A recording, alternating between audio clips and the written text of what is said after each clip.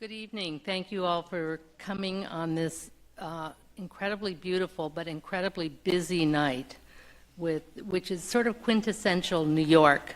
There is so much happening in New York. And in some ways it encapsulates some of what we're going to talk about tonight. What does it mean to live in a city in which creative energy is so much a part of the DNA of that city? And how does that, in fact, empower the city, empower its citizens, empower its artists, and in many ways really frame the understanding of what it means to be a city? And what is what is the civil society, the civil space, and the creative space? And what are all the opportunities that affords? Tonight's program is part of the Kai-Yin Distinguished Program Series, and we're grateful to Kai-Yin for her support of this program. This has been over now about 15 years, and she herself is a creative person, is a designer, is involved with creative spaces, creative enterprise, and really thinking about the city. She is based in Hong Kong, which many of you would know, but she is also a part of the West Kowloon Cultural District, which is, you'll hear about it in just a few minutes. The M+ Museum, which is one of the most incredible new enterprises. Tonight is a real pleasure because it is the coming together of what I think of as three incredibly creative people thinking about how they frame that for the city, for their institution, and for the artists who work there, and the people that come. And what is that process? So critical, I think, in these times. And as I said before, I feel that the idea of civil society needs to have the sense of the arts and creativity as part and parcel of what it means to be a democratic center. And what does it mean to be urban? So all of these things we hope to explore tonight. First, I'd like to introduce Kai-Yin who would like to say a few words, and then we'll go on with the program. Kai-Yin.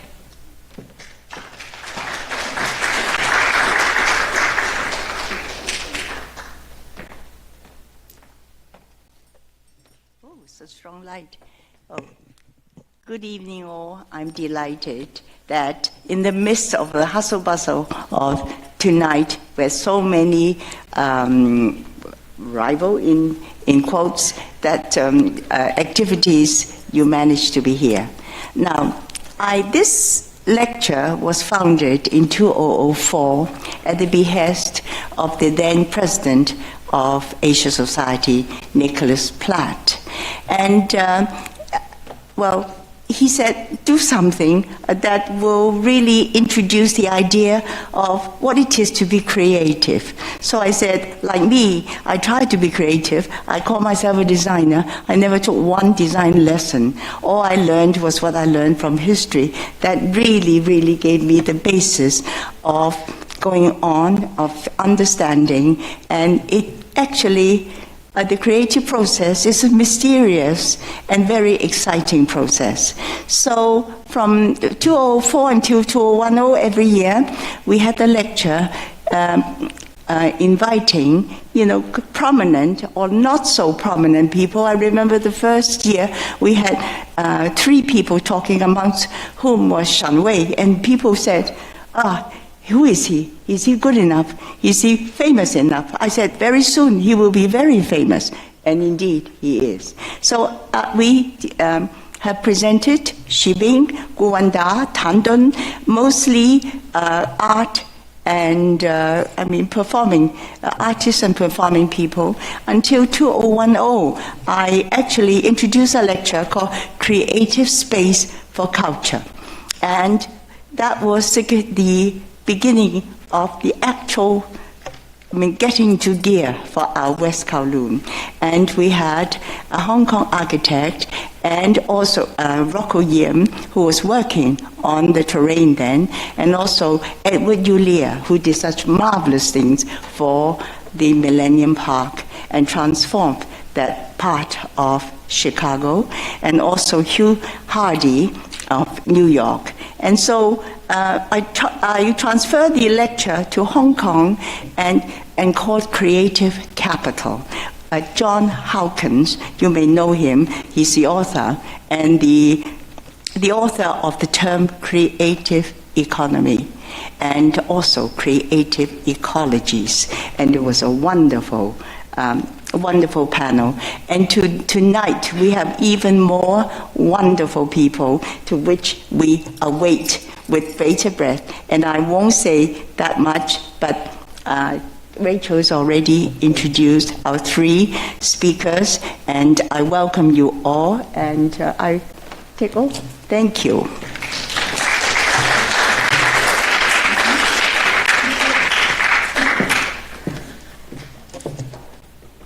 Thank you, Kai-Yin, for all your support over these years.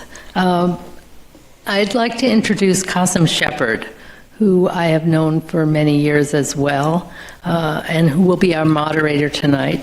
Qasim has a new book out, City Makers, The Culture and Craft of Practical Urbanism, which is fantastic, and which we actually have. It only launched last night, and we have it available upstairs, and I think it will help to frame many of the things we talk about. And you have Qasim's bio in your program notes, but just to say he is an urbanist, a filmmaker, a writer, a thinker, someone who looks at the city as a certain kind of canvas, but then thinks deeply about the issues that come together when we think of this idea of what does it mean to create a new space, or to think of the space that exists in a new way. And to think of it as providing opportunities, whether it's for art, for new thinking, for exploration, for curiosity, for fun. We're all at a program with Culture Track just a couple days ago, and thinking about all the different reasons that we come together and that we're hungry for that coming together, and so much of it around creative art making of all sorts. So join me in welcoming Qasim Shepard to the stage. And he will run the show from here. Thank you so much, Rachel. It is such a thrill for me to be here on this stage. I've been coming to the Asia Society since I was a very small boy, mostly because of the incredible programming that Rachel has put on, and it's a thrill for me to be here. Also because it's uniting 2 of my primary passions. As Rachel said, I spend my days these days as an urbanist, thinking about what makes cities vital, what makes cities just and equitable. But my training was originally as a visual artist, and I'm a filmmaker, and I get to talk about art and culture in some contexts and urbanism in others, and I'm really delighted for this opportunity to be able to talk about them both together with our esteemed panelists who are going to come up and present one after the other some of the things that they're working on, and then we're going to have a very wide-ranging conversation about culture and cultural vitality, what cultural vitality means in the context of cities and urbanism, what are the opportunities, but also what are the responsibilities of our cultural institutions to the publics that they serve and to the cultural producers whom they exhibit, nurture, cultivate, etc. We're going to start from somebody close to home. Alex Poots is the founding artistic director and CEO of The Shed. For the last 20 years, Poots has commissioned and presented a wide range of leading artists.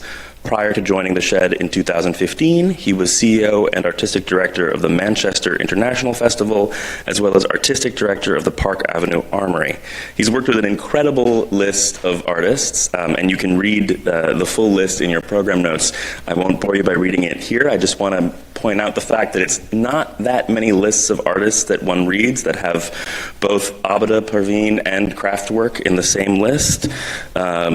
Or Matthew Barney and Zaha Hadid, for that matter. So I think I'm very much looking forward to discussing that as well, the blending of different kinds of cultural art forms and what happens when you bring them together.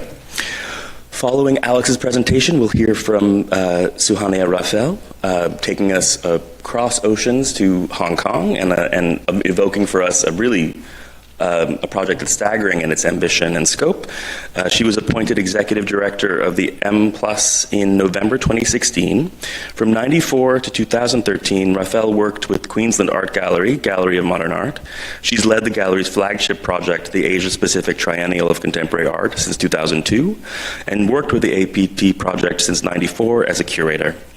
As Deputy Director of Curatorial and Collection Development, she was responsible for building up the gallery's contemporary Asia-Pacific collection and took part in major curatorial projects such as the Andy Warhol exhibition in 2007-2008 and the China project in 2009. And then we will return to local shores to New York and hear from someone who's has recently brought one of the most exciting artists from Asia to our streets and our public spaces. And we'll hear a little bit more about that, but also more about the Public Art Fund, which he joined as Director and Chief Curator in 2009. Another native of Australia, his curatorial career began there with the Caldor Public Art Projects and later the Museum of Contemporary Art, Sydney. He was contemporary curator at the Wadsworth Atheneum in Hartford, Connecticut, before moving to Boston to join the Institute of Contemporary Art as chief curator.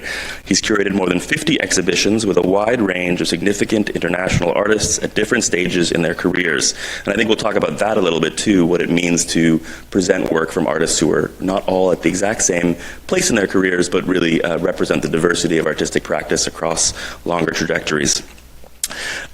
So I'll leave it there, and we'll start off with Alex, and then go into Suhania, and then finally hear from Nicholas before we have a wide-ranging conversation. Alex.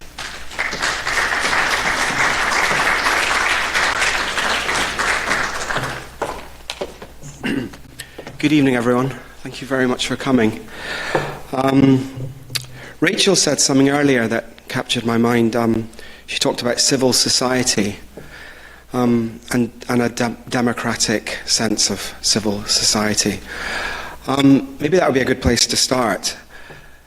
I think more than 10 years ago, lights are very bright. I think that more than 10 years, I can't see any of you, more than 10 years ago, it was decided that a new part of New York would be developed by the previous administration. This is a picture of a part of it, but it's like 8 blocks of New York. And thank goodness, the only things that weren't thought about, alongside offices and apartments, that someone had the foresight to think about a civil society and a democratic one. And within this whole privatized area, a piece of public space and a piece of, I should say, actually city-owned space was going to be preserved for arts and culture. And that really is the genesis of the Shed. People have said, I think over the years, well, what's it going to do, and what's it going to be, and what's its purpose? But things evolve gradually. And I credit both the previous and the current administration for having the strength and bravery to actually say, well, we're going to keep that, and we're going to do something hopefully good with it. So what are we going to do with this kind of treasure? I think you can see it, and very visible, but also transparent. Maybe take you back to some of the thinking that attracted me to come and work here in America. A little Scotsman who then went to London and then had this opportunity. But what really interested me was that, I grew up in the 70s in a place that had centers of excellence, for sure, in Europe, as there are in America. But I couldn't understand why, as a young trumpet player and as a young composer, people would, applaud my classical trumpet prowess and think that, the stuff I would do in jazz clubs and in pop bands was somehow diminished in some way. It all seemed to me to be important. And I think that was probably the genesis of the practice that I learned from many great impresarios, whether it's Nick Sirota or the great Gérard Mortier, or there's countless ones, many I've not mentioned. But the sense that there is great art in every walk of life. There's also terrible art in every walk of life, but there is great art, and to call it high and low is, I think, quite difficult, because it becomes societally judgmental, and often the low art is made by people who have come to their practice in a different route. And I think, I've always said, is a great Schubert song greater than a great Leonard Cohen song? You can't really compare them. They're both phenomenal songs. So that's kind of the background to what interested me with what Liz and David were doing with this building under the guidance of our great chairman, Dan Doktorov.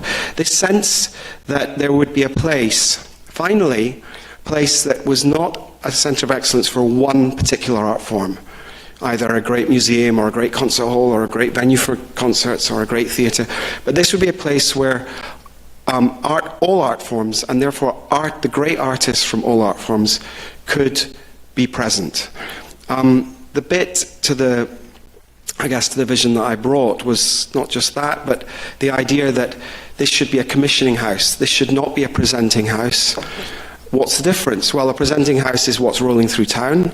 Very important that a great city should see that, and we are very well served in that area by great and honourable institutions such as Lincoln Centre and BAM, who do both that and produced work, but they serve us very well. There would be no point in the Shed trying to do that as well, because we'd be in competition with them, and the Shed very much wants to be complementary.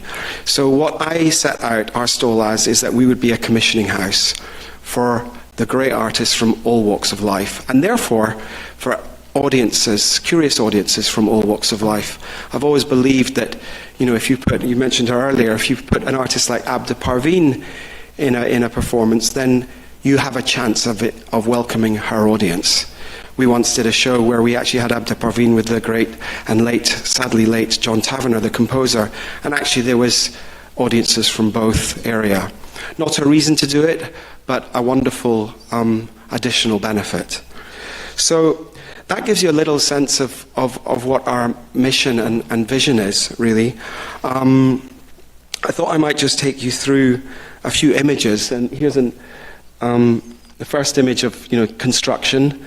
I've just given you the mission, but this is what it looks like. We're at the top of the High Line, so we have our neighbour at the bottom of the High Line, the Whitney, and then all of the incredible surgence, I should say, of visual arts galleries, and then there's the home of the kitchen that's been there for a while.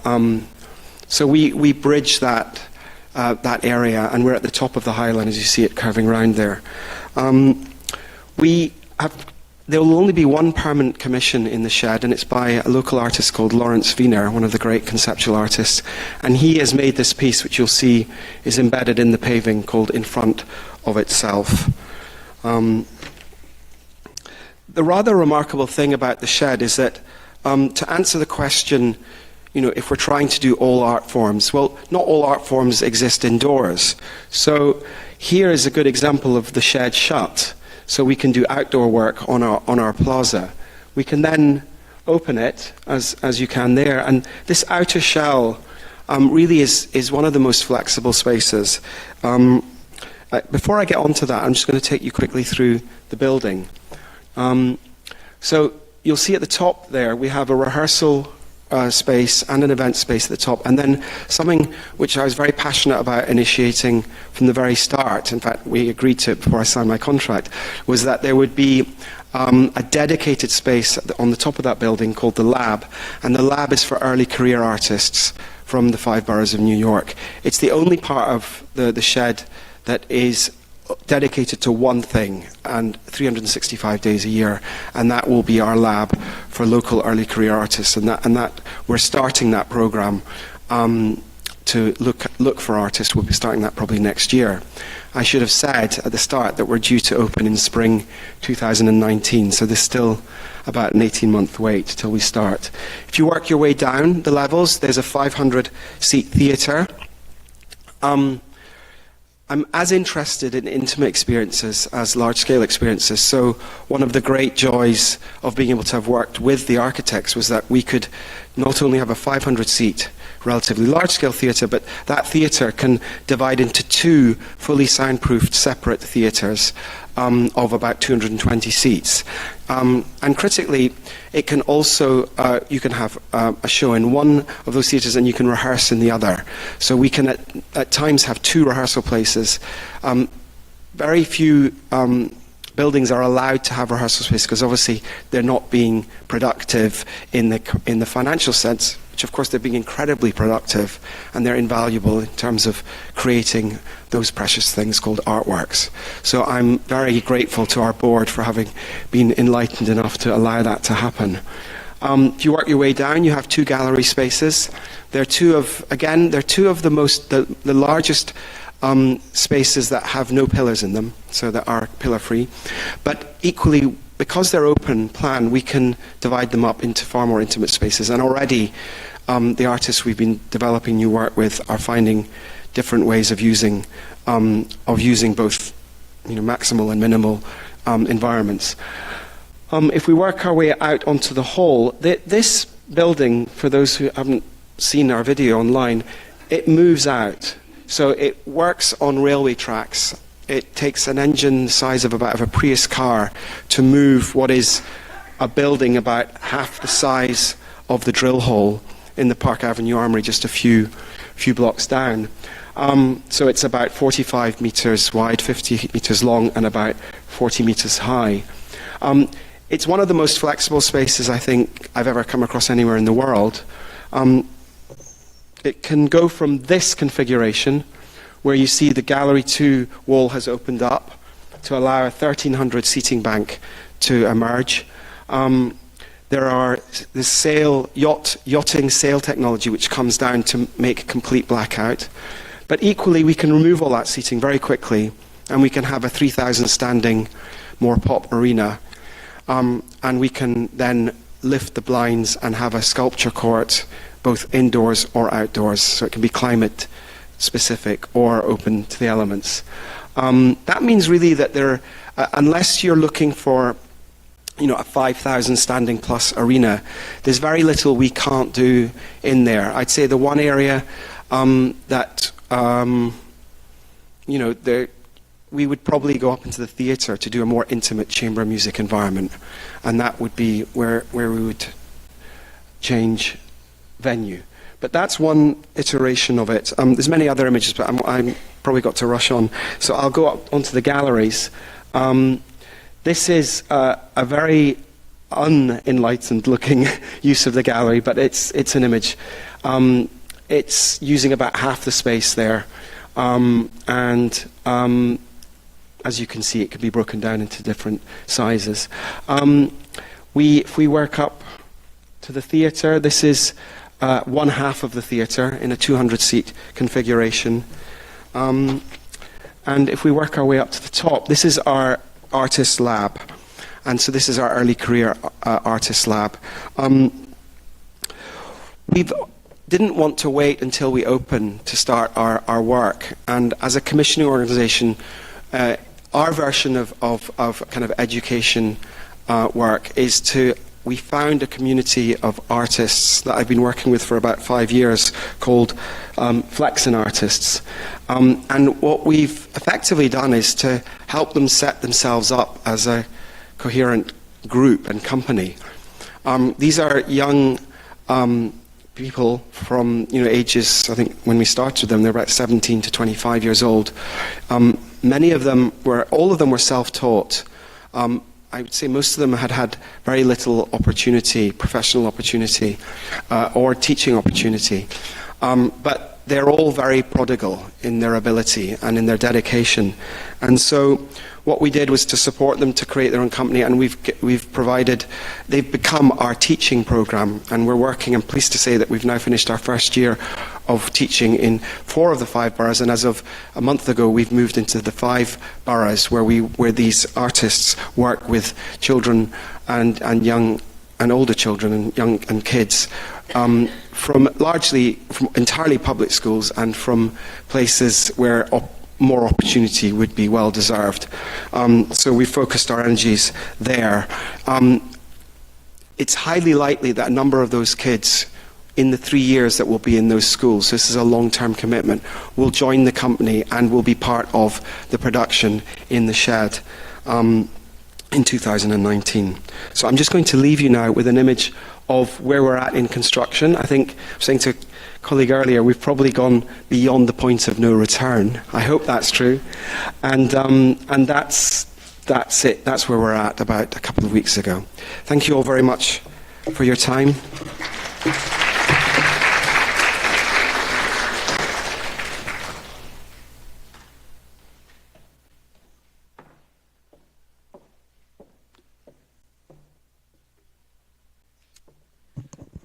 It's fantastic to be here in such eminent company and, you know, part of a conversation about creative cities and cultural production. I want to also acknowledge Kai-Yin who sits on the M+ board and has been participating in the West Kowloon Cultural District and this very good idea for Hong Kong from the start. And this is a gestation that has taken a long time, but good things take time. So as Kasim said, I am the M+ Executive Director. I've just been there a year. Lars Nitvi was the inaugural director who was there for 5 years before me. So M+, this is a rendering of our museum in Kowloon, West Kowloon.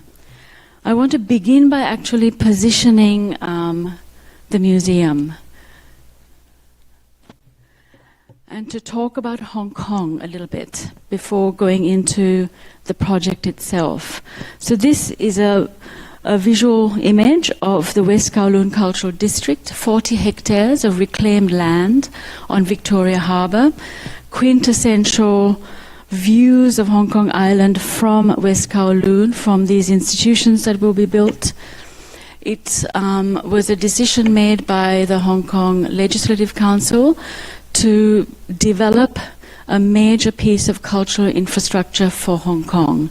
And this was a long conversation that was taking place from the late 90s. And the district itself was funded by a single grant given by the Legislative Council of 21.7 billion Hong Kong to what became the West Kowloon Cultural District Authority. And Kai-Yin sits on the M+ board, but was part of the Museum Advisory Committee that formed what is M+. M+ is that structure there. All of West Kowloon Cultural Authority is this entire piece of reclaimed land. So it's very, very significant for those of you who know Hong Kong and the price of land in Hong Kong. So this is an image of Norman Foster's master plan, a second go at it, where the principle of the cultural district is that all the transport infrastructure sits in the basement level, and the ground floor is for pedestrian access. Connectivity is very important for any cultural infrastructure development. Over 80% of Hong Kong people do not own cars. They use public transport. We sit, of course, in a city that has incredible international traffic coming in. 70.5 million people a year arrive at the Hong Kong International Airport. Over here is the express rail link, linking Hong Kong into mainland China. And the expectation is that in the first year, and that rail link will be open next year, 100,000 people a day.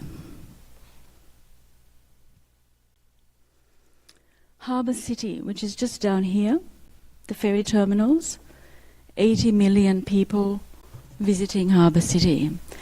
Now I wanted to give you those statistics because in terms of culture, Hong Kong has been a gateway city where people from China coming out, people from the international world going in. And the development of West Kowloon Cultural District was a conscious decision made to change that and make it a destination city through a very serious investment in cultural infrastructure. M+ is one of those cultural institutions on that patch of land, and it is a museum. Again, a museum that was formed with a lot of discussion, 3 years of public consultation with the community in Hong Kong to find out what did they want on this site. And the first outcomes of those consultation was that they wanted 4 museums rather than a single museum. And that what were those museums? A museum of contemporary art, a museum of ink, a museum of design, a museum of moving image. So the Museum Advisory Committee that had gone out to do that consultation decided to think about those ideas given to them by the people of Hong Kong and recommended, instead of doing 4 museums, cohere them all together and do one major museum. And this is a very large museum, 65,000 square meters in scale, and it includes a collection, storage and conservation center and an administration block. And for Hong Kong, it was developed as a museum that was going to look out into the world, a global museum for Hong Kong, a new museum like nothing that exists before. Now, Hong Kong has museums, a number of museums, and the bigger museums are run by the government, the Leisure and Cultural Services Department museums. They have great holdings of Chinese historical work, Hong Kong artists in the Hong Kong Museum of Art, the Film and Television Archive. So there are already a significant number of cultural institutions there. But why is M+ different? M+ is different because this is a museum that is for the 21st century's visual culture, understood to be covering design and architecture, moving image and visual art, using its root in Hong Kong, being authoritative about its East Asian collections, looking out into the world. So for the first time, Hong Kong artists will be seen with their international colleagues. And there is no museum for architecture or design or visual art together that position artists and makers and designers in this way. So it's a very unique opportunity. Creative cities, creative architects.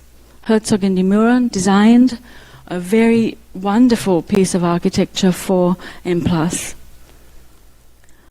I just have a little animation here while I speak to you about the bigger ideas of M+,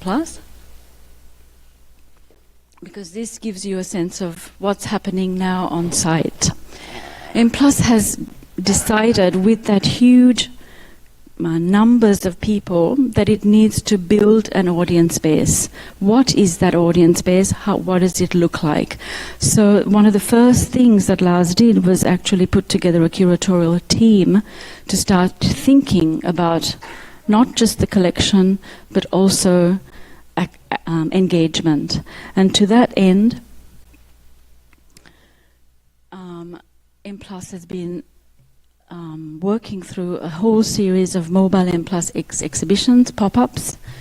M+ Matters, a pedagogic platform of talks, of symposium, most of those also helping M+ decide how to position its collection building.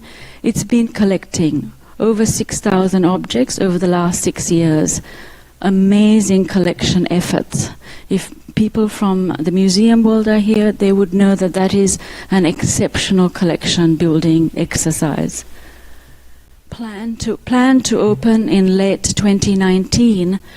That public engagement exercise includes M+ developing what's called an M+ rover, a traveling studio that goes out to all schools and community centers across Hong Kong, including the New Territories.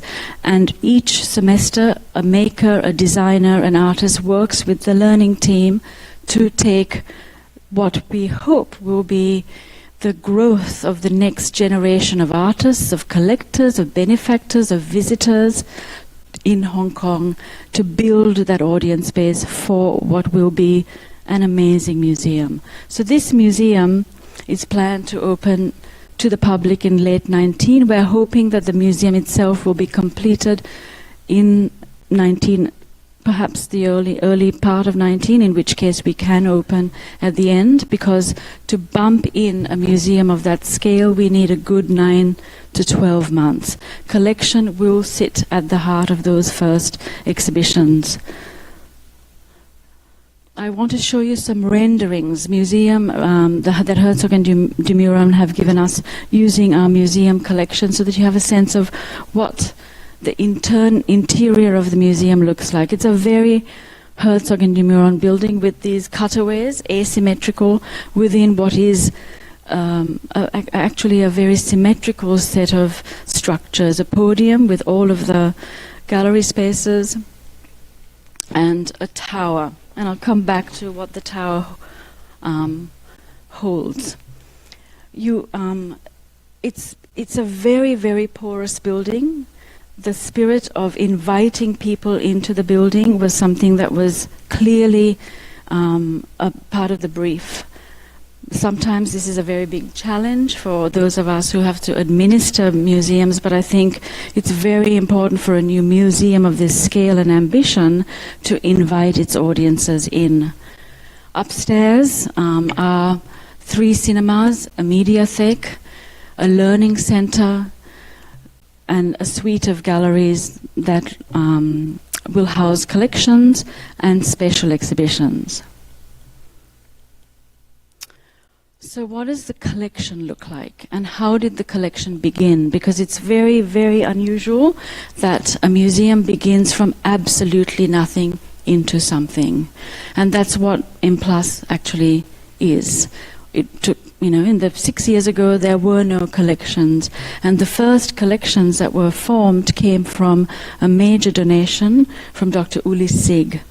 And these collections are of contemporary Chinese art, avant-garde Chinese art, 1,510 works donated to the museum, a significant foundational core from which the museum then continued to develop and acquire. As I said, it's very important for us to be the site of contemporary Asian art in the region. But how do we intersect with that international? We've recently acquired a Duchamp collection, knowing that avant-garde Chinese collection, many of those artists cited Duchamp as a spirit that they held onto. So we have acquired this collection of Duchamp because we can show Duchamp like no other museum would ever be able to, because this positions Duchamp, recenters, decenters him in a very unique way. So that's how we become a global museum. These are some of our other works in the collection so that you have a sense of the scale and scope. Importantly, as you will see, we're working with Southeast Asian artists as well, and a deep collection of Hong Kong makers. Important for us to expand the idea of what Hong Kong makers are across cinema and into areas like ink. Ink art is a very important regional interest, but has very interesting global consequence. We in fact have a very wonderful exhibition from our collection of ink right now in our first lab space, which we call the M+ Pavilion on site. Some of our moving image works. And this is really a tiny, tiny group of works for you to have a sense of the scale. The Kuramata Sushi Bar, and then some of our design and architecture holdings as well. So you can see the wide-ranging scope of the collection and the possibilities that these works bring to M+. We've also recently acquired the Archigram archive, and Archigram placed this collection with us because they felt Hong Kong was a quintessential Archigram city, which of course it is. Free space. It's really great to hear Alex talk about performing arts and the synergies between visual culture institutions. So because we sit on a cultural district, right beside M Plus is what we call free space, which is a black box space that has the facility to have up to 5,000 people in the park, or much smaller, intimate performances inside. And we have now begun to work very closely with our performing arts colleagues on programming, because it makes sense and it is a gift to be able to work together. They're already there. Free space will be open by the time M Plus opens as well, so that whole area will come up, will be engaged at the same time. That's a quick look at the traveling studio, just to give you a sense of what that looks like. So as it travels out, and mobile M Plus exhibitions, it's been great not to have a building, because it's given us a lateral possibility to go everywhere and anywhere. And some images of what mobile M Plus exhibitions look like. Performance, live art has been a really important part of thinking about what does a contemporary visual culture institution look like. Thinking about creative cities, this is my last slide.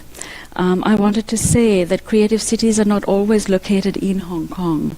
And we take Hong Kong's Venice Biennale Pavilion. It's M Plus that takes those artists to Venice, because I think a creative city can be a mobile one, and it's how you engage an artist, where and in which form. We've done this 3 times. We're about to embark on our 4th. Finally, the skin of M Plus has an LED screen, 65 meters high, 110 across. And we will commission artists, moving image artists, to make work on that screen. So it's a beacon for Hong Kong, but beyond. And we commission artists from wherever, local and global. So I know we will have an interesting conversation. Thank you.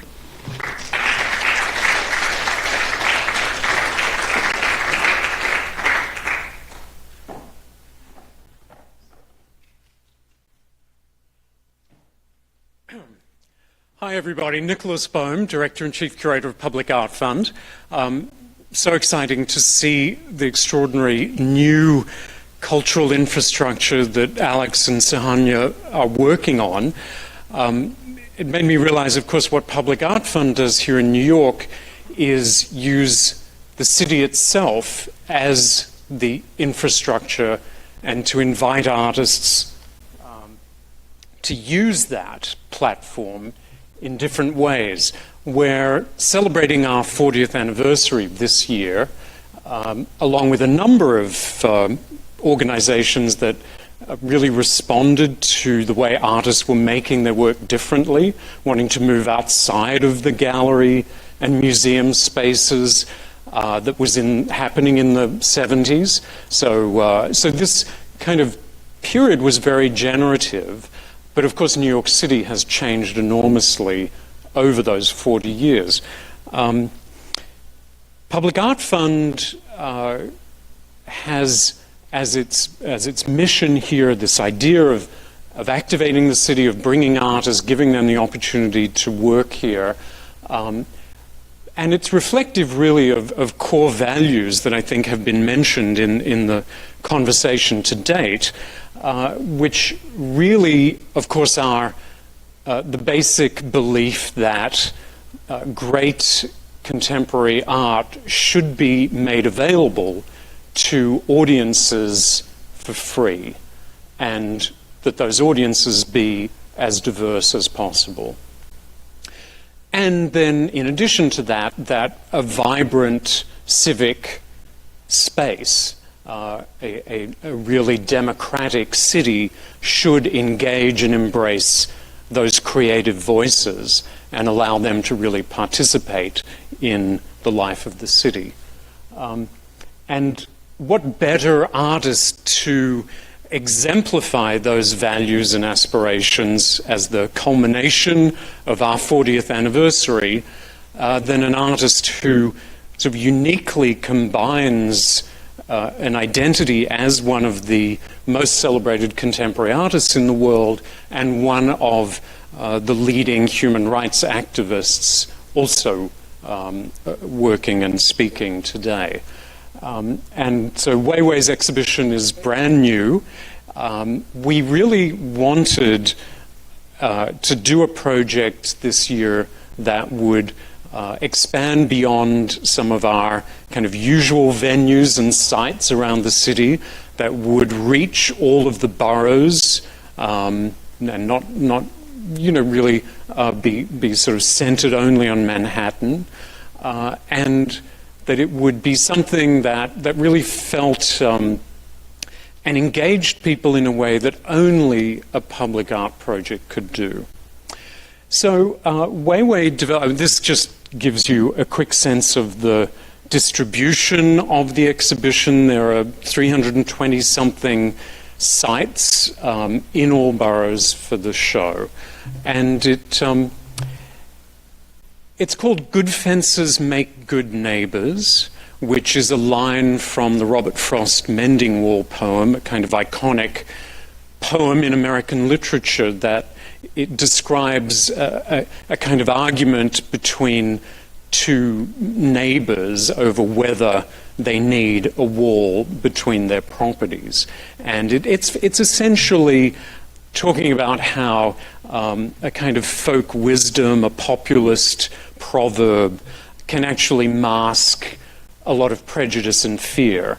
And so Weiwei thought it was a great title for this exhibition, which really tries to sort of draw our attention and focus to that in the context of course, the global refugee crisis, but also simply the growth of isolationism, nationalism, the exponential rise in border fortifications between countries over the last sort of 15 plus years, really since 9/11, the rise of anti-immigrant feeling, and all of those things are tremendously personal to him.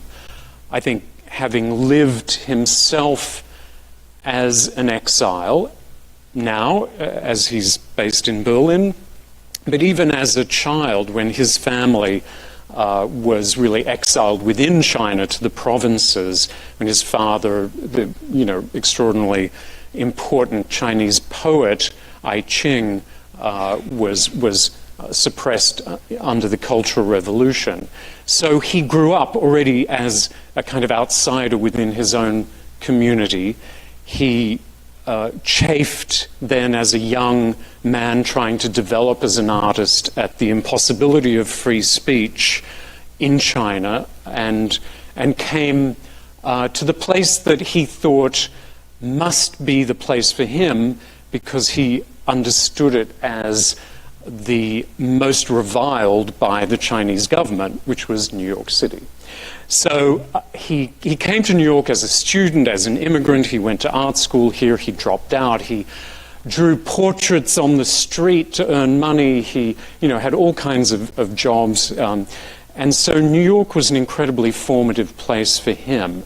And this exhibition, which actually began with an invitation I made to Weiwei about 8 years ago, right after I started working with Public Art Fund, because it struck me that the public engagement of his practice was so fundamental, and that given his experience and life in New York, that he would have something very powerful to say. We didn't realize at the time, of course, that when he went back to China, he would be confined and his passport taken away, and that whole ugly history. But when he was allowed to travel again in 2015, I went to visit him in Berlin in the fall, and in the spring of 2016, he came to New York. to do sort of a site visit and really think about what he wanted to do. And this idea of fences was very much in his mind. He'd been traveling in the Mediterranean, looking at refugee camps, of course living in Berlin where a lot of refugees were arriving. This was sort of very strongly in his mind, and I think he wanted to develop a response to New York City that would take the city not as sort of a pedestal to put a sculpture on, but more as what he called a ready-made. That, and speaking of Duchamp, of course, Weiwei, is very influenced by Duchamp, but thinking of the city as a ready-made that he could then organically weave his exhibition into and use the different aspects of the city to sort of have the exhibition grow out of the urban fabric. And so this idea of the fence really kind of developed into a series of theme and variations, if you like, on that idea. Here at the entrance to Central Park, the fence becomes a cage, and this work is called Gilded Cage. It, of course, is no coincidence that a work sort of footsteps away from Trump Tower is gilded.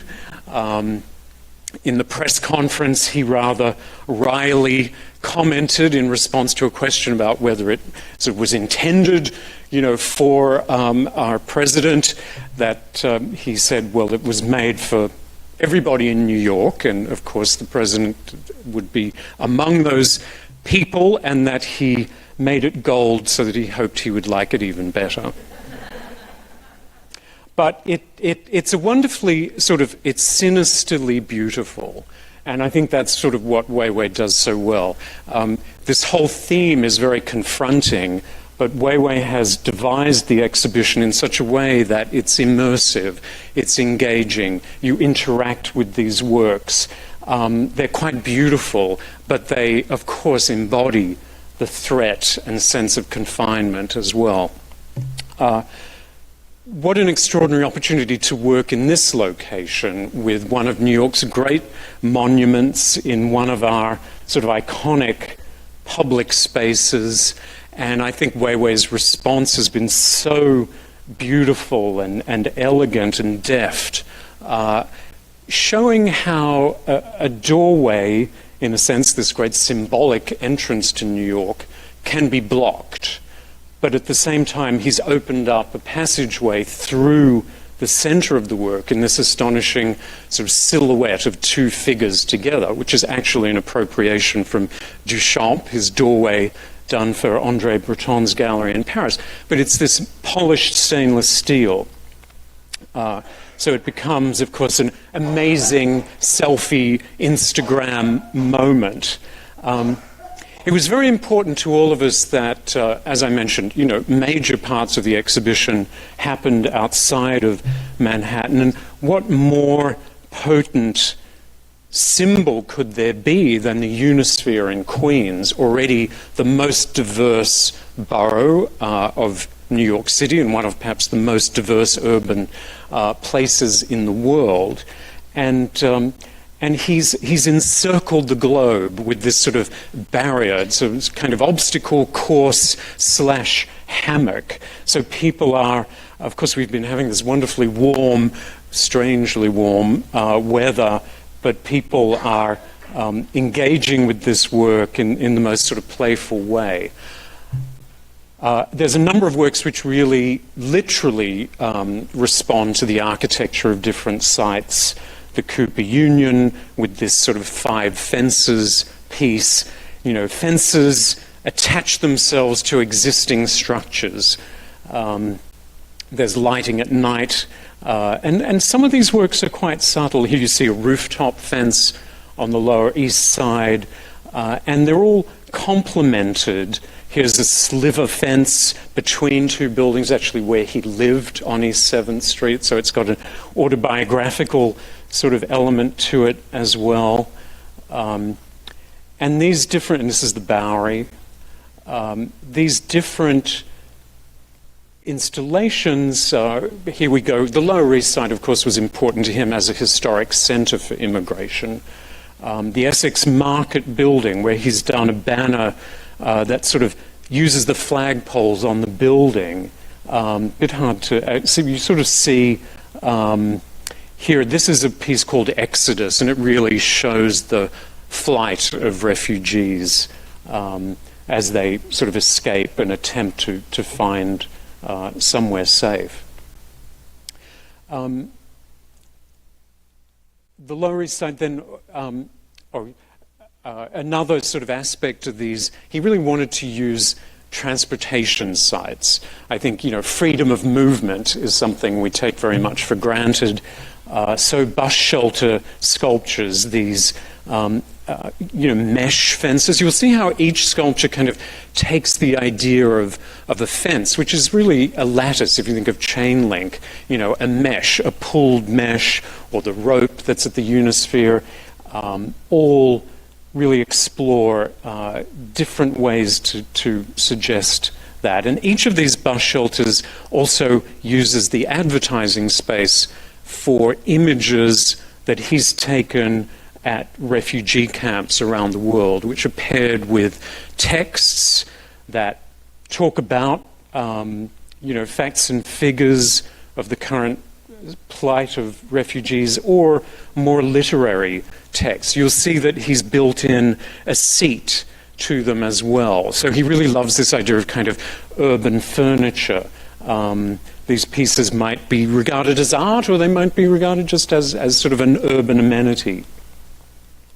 And these are in downtown Brooklyn, in the Bronx, in Harlem. So they're really exploring the city. And then there are a number of additional bus shelters that don't have the fence, but there are 100 of these that just have images, each one different. There are also the Link NYC digital kiosks. So all over the city, those include his images. Bus shelter, newsstand kiosks, which feature this work called Odyssey, very inspired by sort of the friezes on Greek vases, but translating that into this contemporary language. But you really see him integrating the work into the city. There's a series of lamppost banners, and they are based on photographs. These are Ellis Island immigrants from the 19th century. Here are sort of famous refugees through history. And there's also contemporary refugees. And he's translated each one of these into an individual portrait banner. There are 200 of them all around the city. They're often sort of clustered around the kind of major installation sites, but they're kind of a wonderful way to explore New York City and see these works, which also is so responsive to the atmosphere, the light, the time of day. So it's also something that if you want to explore, I encourage you to go to publicartfund.org, because there is a fantastic interactive map, so you can explore and it'll let you know kind of what's near you and give you more information. So there's sort of a case study on our latest project.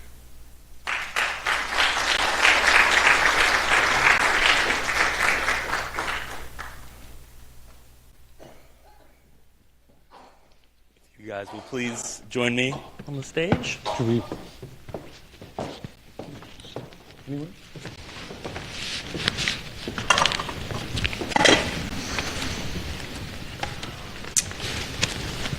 Wow, so quite a lot of interesting work, and I think also, as always with this kind of thing, the juxtapositions between the context in which you guys are working in, I think, really bring into sharp relief both the distinctions but also the resonances between the different work that we're seeing presented here. We have a new typology, it almost seems, of a kind of cultural institution that breaks down the boundary between public and enclosed between open and inside. We have a museum that's breaking down boundaries between different genres on new land, which is really quite remarkable.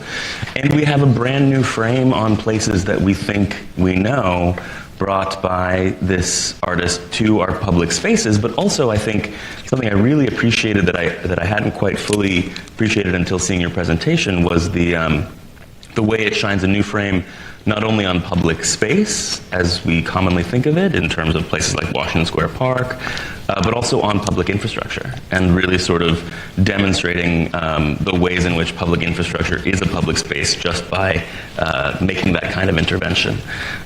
So I think there's a lot of really sort of fertile ground here to discuss. I want to start with something that both Sohani, you brought up, I think, quite poignantly, the notion of an idea of museum for visual culture as opposed to visual art. Mm-hmm. And Alex, you also talked about sort of the distinctions between different kinds of art and how we value them and how we sort of assign cultural value to different forms of cultural production, which of course are bound up in very thorny questions of race and class. So I wonder if you guys could speak a little bit about how you define culture as something that's a more expansive category than art. I'll have a go first, just to say that for us, visual culture is open-ended.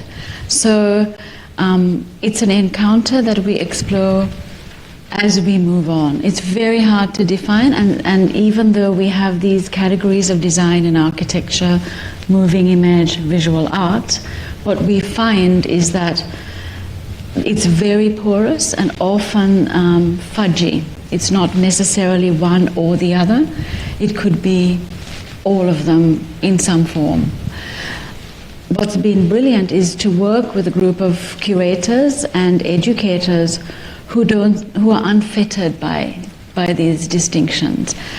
Knowing that in our world today, 21st century living, our lived world is so saturated with images, with design, with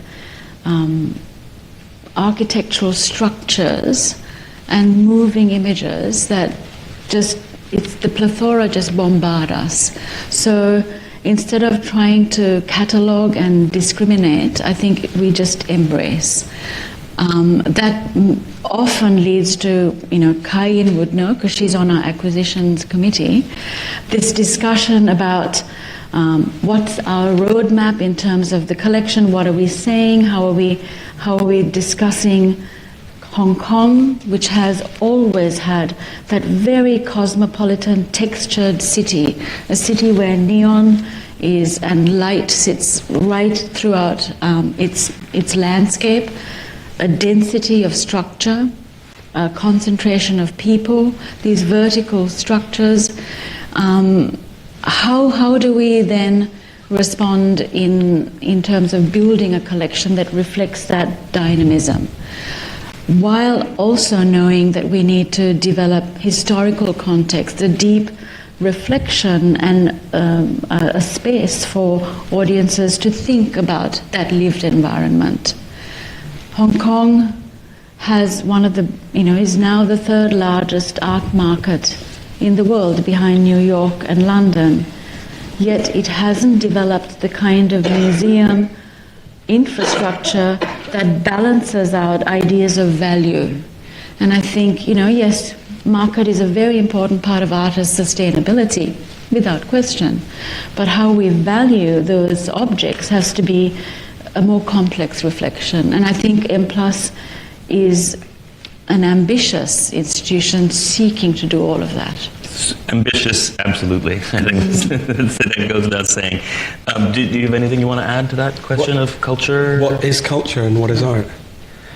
So, for you, maybe the hardest question. I mean, if we look to some of the great thinkers, ranging from art shows us what it is to be civilized, so I guess that's a macro definition, to, I think Gerhard Richter once said to me that he thought art showed us what isn't there. That was a beautiful way of putting it. I mean, art's about metaphor, isn't it, really? On one level. You can't It's about transcendence and expanding people's minds. I mean, those are things, it's not what they're trying to do, artists, but that the great art can do that and much more. One of my favorite quotes that follows in that line is actually a Duchamp quote, and I think it's kind of interesting. That's another unexpected resonance that I wasn't expecting to come up. As he once said famously, in the future, artists will simply point.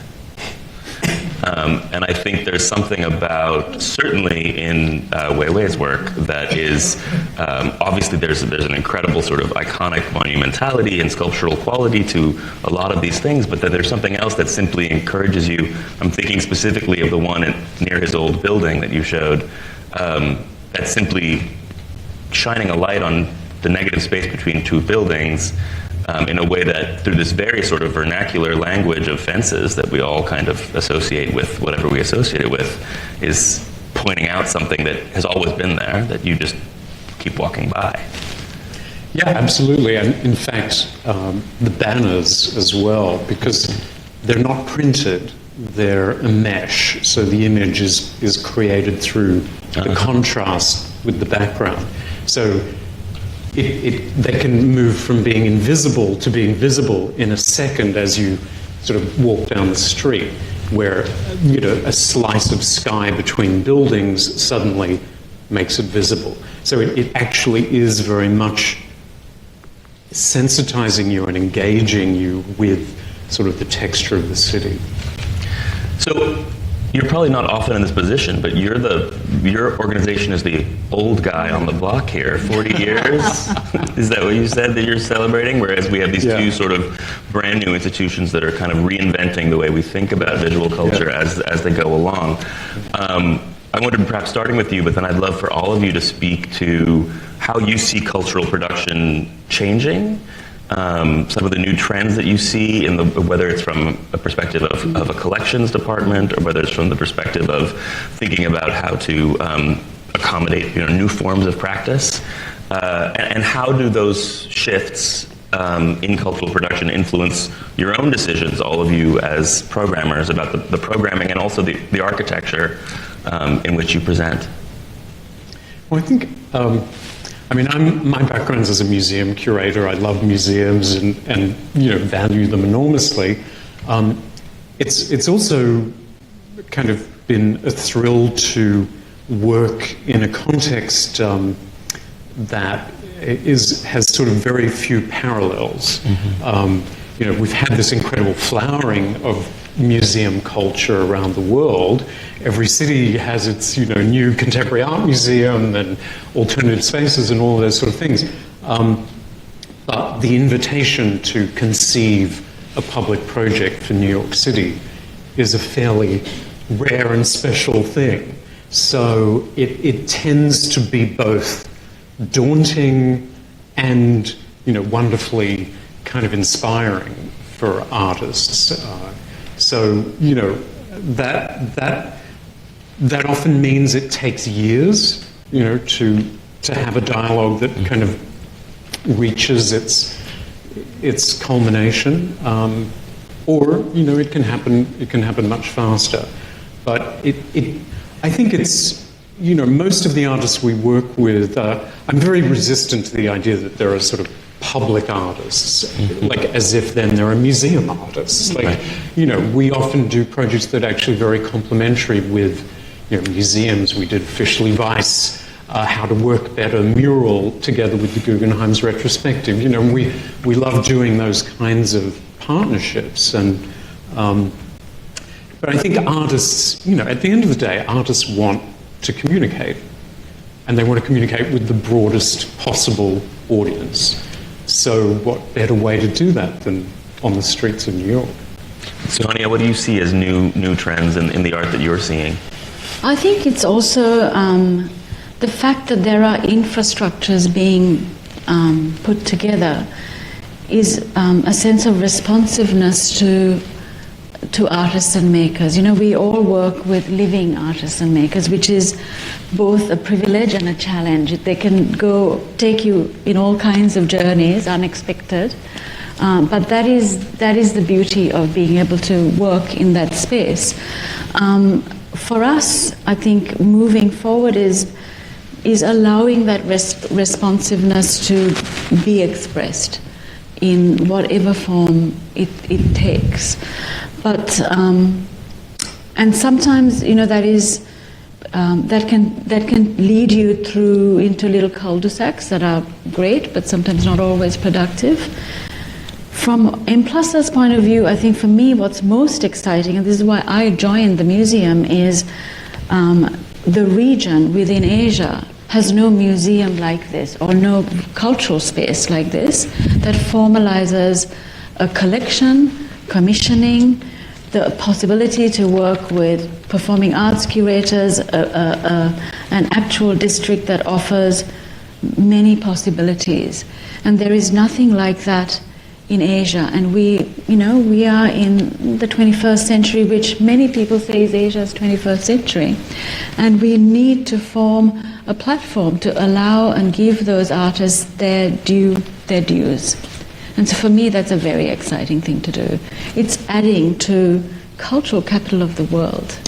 You mentioned responsiveness. You also mentioned earlier the concept of porosity, which I think is a really important thing that kind of runs through a lot of the different kinds of work that each of you is presenting. I wondered if you had anything you wanted to say about shifts that you're seeing or observing in cultural production, or maybe they've always been there, we're just choosing to highlight them in new ways now, but how that influences the decisions that you make, not only about what to present and how to present and what sort of dialogue with other work, but also the architectural choices that you invoked about the building.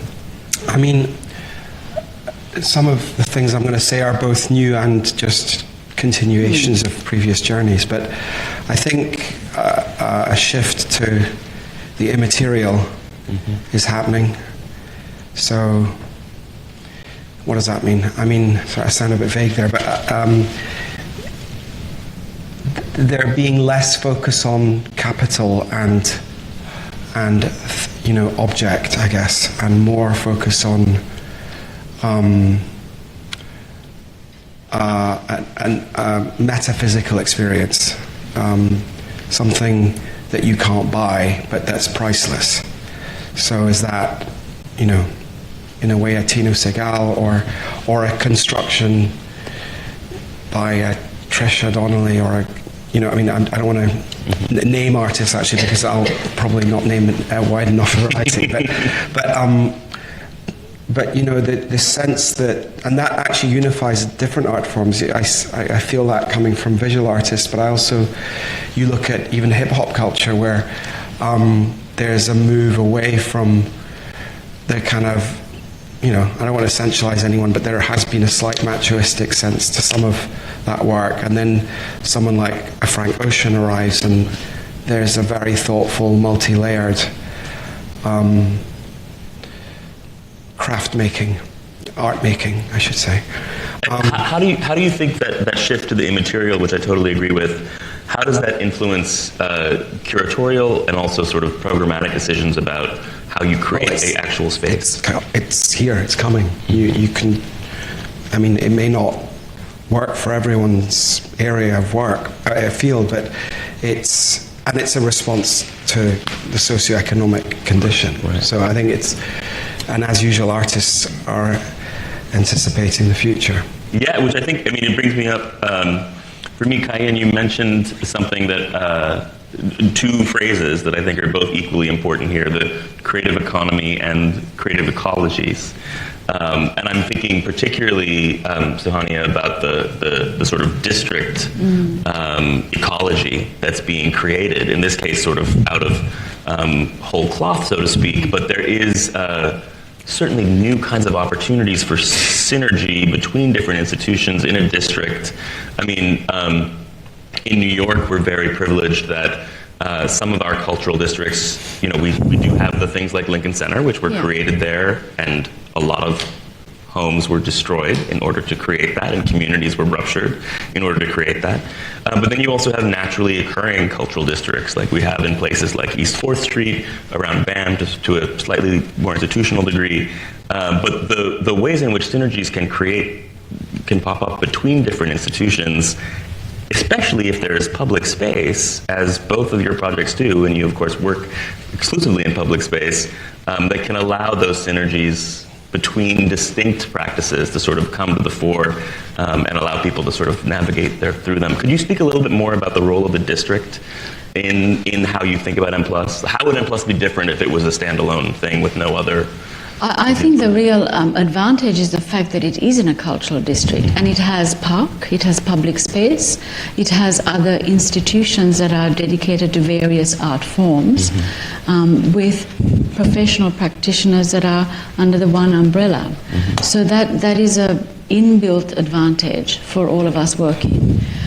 I do think, though, in the Hong Kong situation, we are still exploring what that audience might be and how we engage those audiences. And we've had a number of mobile M+ projects that have explored that through a live art project, through the inflation project. We did a Hong Kong neon signs where the city itself became our museum, and we looked at neon as a form, a visual culture form that is disappearing now with digital coming on, and how do we map that? And it was an exhibition that worked online with the public of Hong Kong to say where, and we mapped the best neon, and then we got a bus and off we took them to look at it. So the site, it has a synergy to the Public Art Fund in the sense that the city is the creative site for that making. But I should also say that Hong Kong is a very fast city, like New York. And slowness is something that we must encourage. I think it's hard to do this, but it's very important to do it. And I think that's where formal museum spaces offer that slowness, and a slowness to think and contemplate and reflect, maybe get upset, maybe be challenged, maybe really like and be delighted, or all of those things in those spaces. And I think slowing down is something that I have worked with artists who insist on making projects that allow that. Yeah.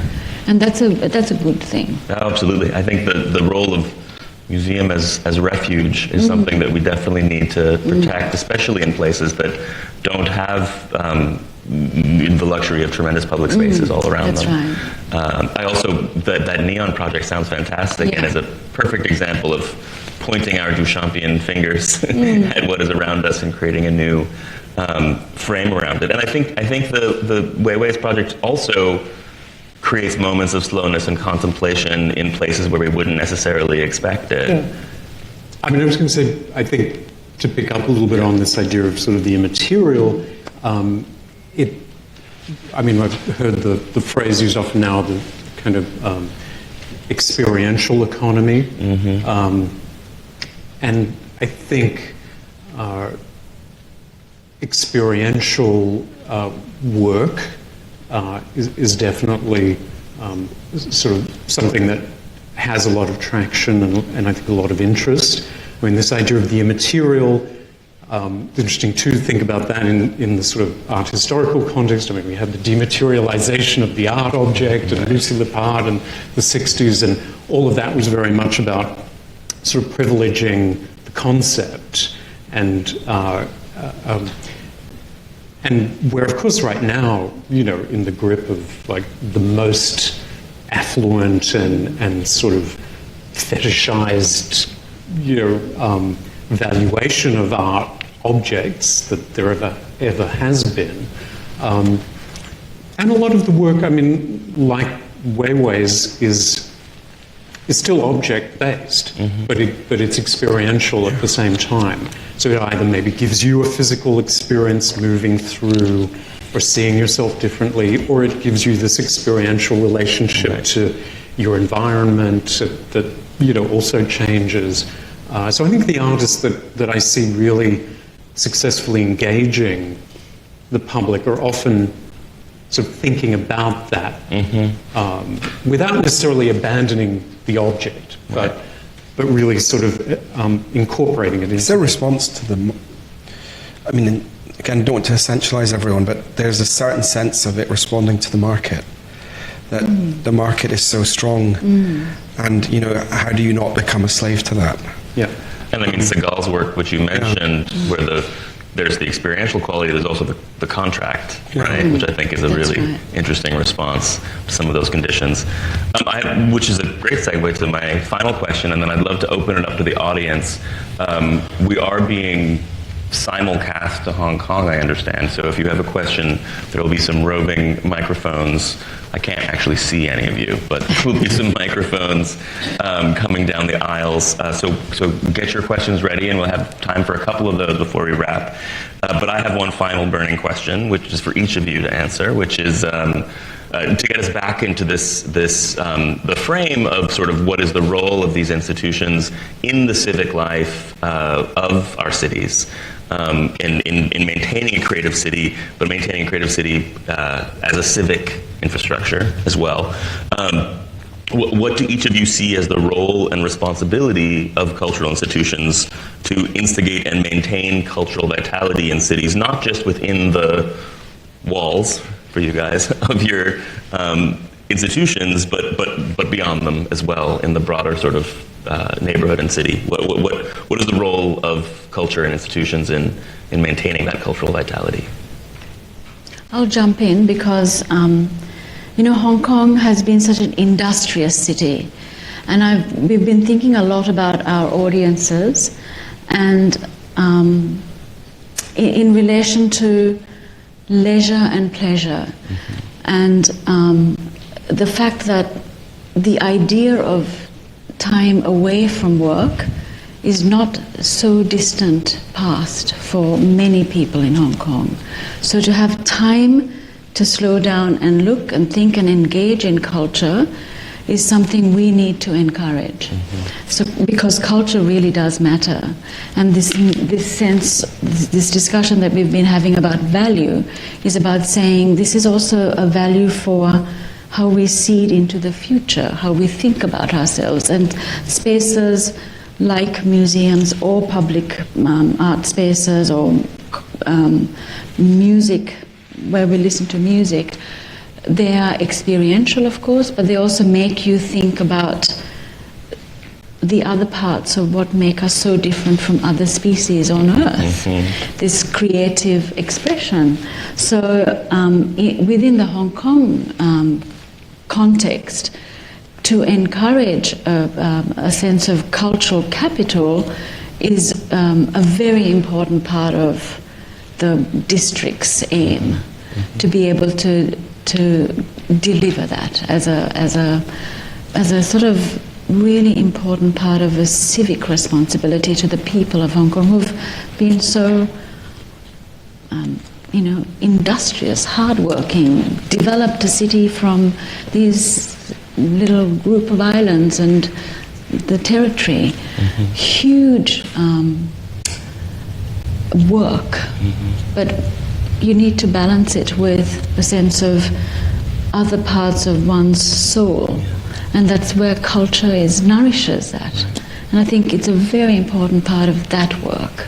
Absolutely. In that city. Absolutely. Alex, what would you say about the role and responsibility of institutions? And I must say, and I'd love to hear you talk a little bit more about this. I'm very impressed and appreciate the fact that you have a dedicated space for rehearsal. It's, New York City has an unbelievable amount and diversity of places to present work. But one of the biggest challenges of being a creative person in this city is finding space in which to create work because of the value of real estate. And so anyway, but that's just one thread among many. But what do you see as your responsibility to the civic life of the city writ large? Well, at the core of our mission, very deliberately, I put commissioning there, and commissioning coupled with a place for all art forms. So commissioning across all art forms. So that includes performing arts, visual arts, which we've focused a lot on today, but performing arts, visual arts, and popular culture. And I think if you can create, and I'm only talking about our place, there's many different ways of doing this that are equally important. But the way we're doing it, or will do it, is that if you can control what you commission, and if you're able to commission across that range, then you can present work, make and present work that has the chance of touching a far wider range of audiences, because there's something at the very heart of each of those projects that will interest that part of the community or that part of society. And I'm not, and across our year program, we'll have failed if we haven't seriously widened what would be expected from an art centre or a single art form place. That's one way. There's many others. We want to be a place where local early career artists from the 5 boroughs can make work. There's an experimental lab which has no other function than experimenting in. We do not need them to show us anything at the end of it. They don't have to perform for the artistic director or the board. They have to experiment and try things out and fail and do what artists do, which is to imagine things that are not there. And thirdly, I think with our Flex program and other programs that we'll devise, it's finding those jewels in a community or in a part of New York which has maybe not had enough opportunity, and nurturing that. And those second and third points can intertwine as well. Fantastic. And we can not only invest in them, but we can then show the fruits of their labours. Nicholas, take us home. I think what's the I would, responsibility? I think on a personal level, I feel, I've had a very privileged sort of upbringing where my family exposed me to art and music and culture in a lot of ways. And so that felt like a very natural thing, but it also is something that I've kind of then devoted my professional life to because it's so enriching. And I think there are a lot of people who just don't have that access. And so, of course, it feels important to share that as broadly as we can. And on the flip side, I also think it's really great for artists to have this incredible discipline of not having a self-selected audience, but having an audience that's going to be skeptical, that's going to be like, what the hell is this? That's really going to hold you to a very different sort of standard. And because they're waiting for the bus. Yeah, and you can't just do your usual thing. Right. And I see time and again that challenge actually forces artists to think differently and open new doors in their own practice that they then continue to build on. So, I think it's great for the broad audience, and I think it's great for artists. Fantastic. Let's open it up. I think we have time for a couple questions. Does anyone have a burning question they'd like to? I see a hand right here. Please wait for the mic. And if you could please identify yourself. Hi, my name is Amy Chung, and I'm an artist from Hong Kong. I actually saw my work there. I'm very happy. Thank you. And we have been from Hong Kong looking forward to the opening of M+ for many, many years. And we're all very excited. But I think the Hong Kong cultural landscape has changed a lot during the last 5 years. The art market has been blooming, and people are very conscious about the art and culture element of Hong Kong. But on the other hand, the political consciousness of Hong Kong people are awakening as well. A young generation of artists are very political. And I don't see a lot of political artwork you have collected, or what is M+ role in supporting the political participation or civic engagement of the community? It's a great question. Yeah, it's a great question. A great question. General freedom of speech and artist expression. So I think for us it will be an engagement with artists. We're working with a range of artists across particular projects as they come up. I don't think there is any issue for us with freedom of speech. It's not it's something that's a given for us. We will always work with those artists. We in fact had an M+ Matters that looked at the umbrella movement, and what were the cultural outcomes from that? Were there any? How are they expressed? Knowing, of course, that we're not social history. So this is a fine line to explore in terms of what is visual culture and where does social history sit there. Because, of course, there are, as you know, museums of social history that's devoted to that in Hong Kong already, doing marvelous job. I have to say that the SIG collection of avant-garde Chinese art has Hong Kong artists in there, and it is, a collection that comes out of from the late 70s right through to now, because we continue now to augment that collection with Hong Kong artists intersecting into Greater China, and there's no question that that has deep political aspects to it, very clearly. It's there. It cannot not be there. It is absolutely there. Any other questions? One more? Yes, there in the back. My name is Jeffrey Tu, and I'm an anthropologist working at the borders of Hong Kong. So I also have a question for Ms. Raffo about M+. I noticed that during your presentation, one element you emphasized quite often is this openness to this cosmopolitan influence. So it provides a gateway for people to come to Hong Kong and to understand Asian arts. It also provides a gateway for Asian artists to start to look beyond Hong Kong. But I feel like this narrative, if I may, seems to be ignoring this elephant in the room, which is the location of M+ is very unusual. It's right next to this subway, a cross-boundary subway station that has been very, very controversial in Hong Kong. A lot of residents in Hong Kong see that as a territorial compromise. It sees that as this extension of a Chinese jurisdiction inside the center of Hong Kong. So they see that basically as a Chinese enclave. So I wonder how your museum will try to address the kind of conflicting emotions between a desire for territorial integrity on the one hand, and on the other hand, this desire for this openness to see the world. So you're talking about the rail link, the fast rail link. That's a fact of that location. That's where the West Kowloon site is, and that's why I opened with that slide to show that there'll be we've been told 100,000 people a day using that station, and clearly some percentage of that must be coming into the museum because people will be curious. I think for us, we need to understand what the audience actually is, and we are starting to explore that.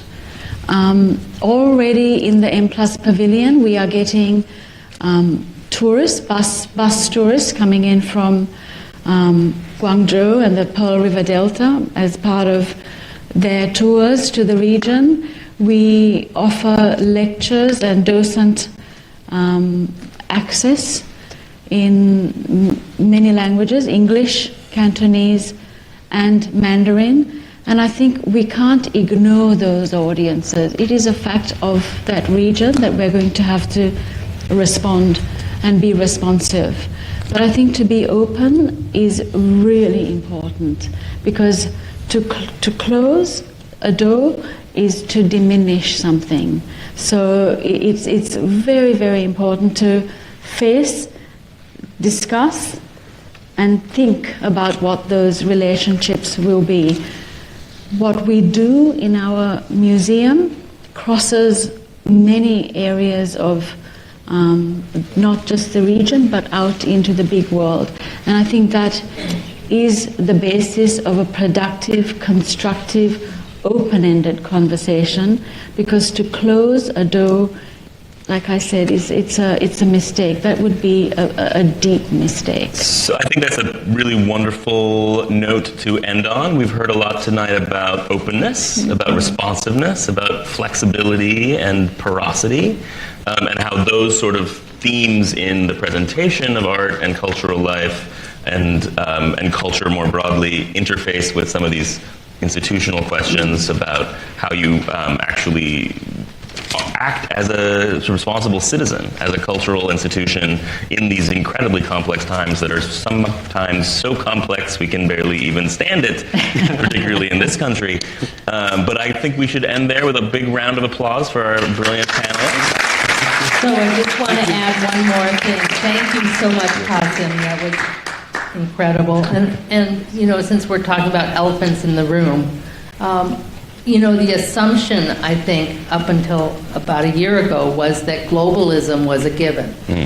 That a perspective of being global, and that even that idea of gateways, that kind of transport as an overriding metaphor for how we live our lives was a given. And recently, we've been hearing that, in fact, there are people who are quite prominent who are anti-global. That in fact, this idea that, and it's not just global or local, or it's about as if we could have those barriers. So I think as we think about cities, it becomes really critical. And also, and unfortunately we didn't have time to get into this, you know, more and more you see with the relationship between cities rather than nation states. There's a whole other kind of dynamic. So it's interesting, actually, for those of us who work in the arts. In fact, there is a kind of dynamic between people who are in that space where we are in some way mediating with artists and our communities. And those communities may be geographic or they may be virtual. But I just think it's what's so interesting tonight is to see that we've sort of started looking at that dynamic, and we didn't have the time to completely explore it. And yet, if you think about concepts that were, you know, put out tonight, you see that there is a kind of interdependence of work that's going on, whether it's the artists, the audiences, or those who are in what we can say is a privileged space of trying to make those connections. So join me again and give a big hand. Thank you all.